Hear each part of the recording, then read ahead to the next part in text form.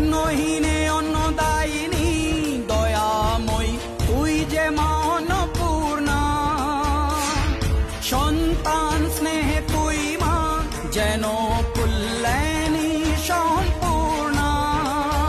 তোর কথা যেন মন্ত্রোচ্চারণ, বজ্র সম কঠিন অনুশাসন।